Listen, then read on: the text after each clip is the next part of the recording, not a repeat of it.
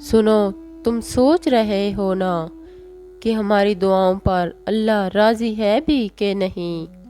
تو سب سے پہلے یہ بات ہمیشہ یاد رکھنا کہ جس انسان سے اللہ راضی نہ ہو تو وہ اسے خود سے دور کر دیتا ہے، اور یاد رکھو جو اسے آنسوؤں سے یاد کرتا ہے تو اللہ اسے یاد رکھتا ہے۔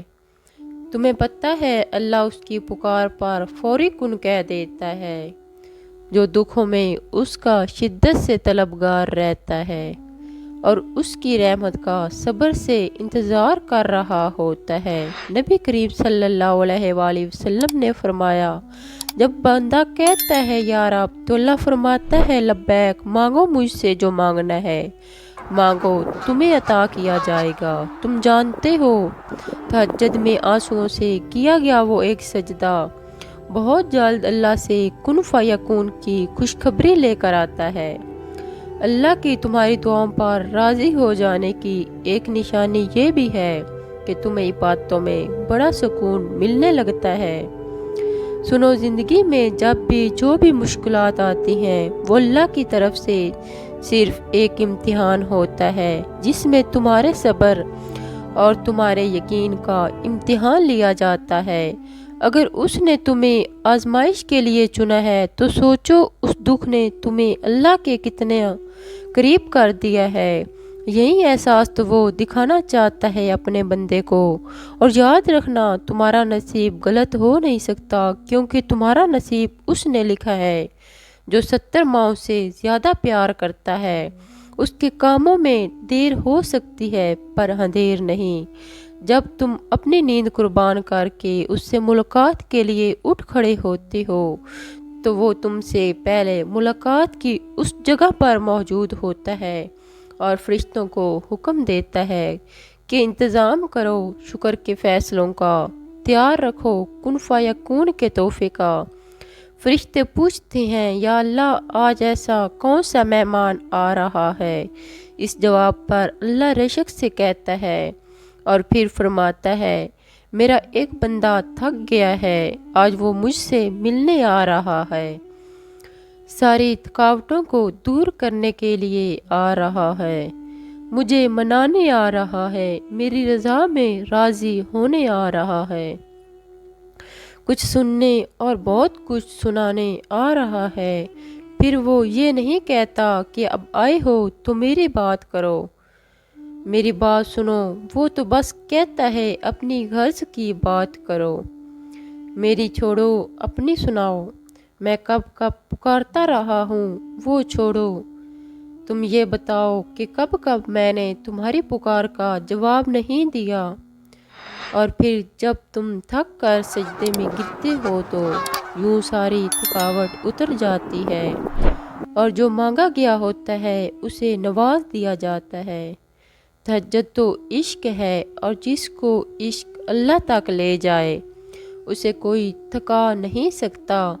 بات وہ مان جاتا ہے، اور جب وہ مان جاتا ہے نہ تو جگ سارا جہان ہار جاتا ہے، جس کا حکم وہ دیتا ہے وہ ہر حال میں مل کر رہتا ہے۔ وہ تمہیں یوں عطا کرے گا، اس کی بے غرضی دیکھ کر تمہارا دل اس کی محبت سے پھٹ جائے گا، اور اس کی شان دیکھ کر یوں زندہ ہو جائے گا جیسے کوئی غم اس کے وجود کا کبھی حصہ رہا ہی نہ ہو۔ بعض دفعہ ہمیں لگتا ہے کہ ہم نے بہت دعائیں مانگی اور قبول نہیں ہوئی ہیں، پھر بھی اللہ تعالیٰ تمہاری سن کر تمہیں تکلیف میں ڈالتا ہے، اس لیے بھی کہ تکلیف ایک وجہ ہوتی ہے، تمہیں صبر کرنے کا سلیقہ دیتی ہے، تمہیں صبر کرنے کا حوصلہ دیتی ہے، اور یہی تمہاری دعاؤں کی قبولیت ہے، یہی تمہاری التجاؤں کا جواب ہے۔ وہ تو بس آپ کو بار بار سننا چاہتا ہے۔ اللہ نے انسان کا سکون اپنے ذکر میں پوشیدہ رکھا ہے، اور انسان یہ سکون اپنے جیسے انسان کے ساتھ میں تلاش کرتا ہے۔ کیسے ممکن ہے کہ تم اللہ سے فریاد کرو اور وہ اسے ادھورا ہی چھوڑ دے؟ کیسے ممکن ہے کہ تم اپنا بکھرا ہوا وجود لے کر اس کے پاس جاؤ اور وہ ان کرچیوں کو نہ سمیٹے؟ وہ ایسے سنبھالے گا، تمہیں پھر کبھی تھکاوٹ نہیں ہوگی۔ وہ تم سے ایسے راضی ہو جائے گا تو پھر کبھی تم اداس نہیں ہوگے۔ حالات کتنے خراب ہو چکے ہوں، مشکلیں کتنی ہی بڑی نظر آ رہی ہوں، آپ کے رب کی قدرت سے بیر نہیں۔ جب پیاس کی شدت عروج پر تھی تب زمزم کا معجزہ ہوا تھا۔ تکلیف کا بدلنا اس بات کی دلیل ہے کہ آسانی اور سکون بہت قریب ہے۔ دعا نہ چھوڑو، یقین رکھو معجزے ہوتے ہیں اور معجزے ہونے والے ہیں۔ تکلیفوں سے گزرے بغیر کیسے پتہ چلے گا کہ تمہارا رب مشکل دور کرنے پر قادر ہے؟ بن مانگے ہی مل جائے تو کیسے پتہ چلے گا کہ تمہارا رب السمیع ہے، یعنی دعاؤں کو سننے والا؟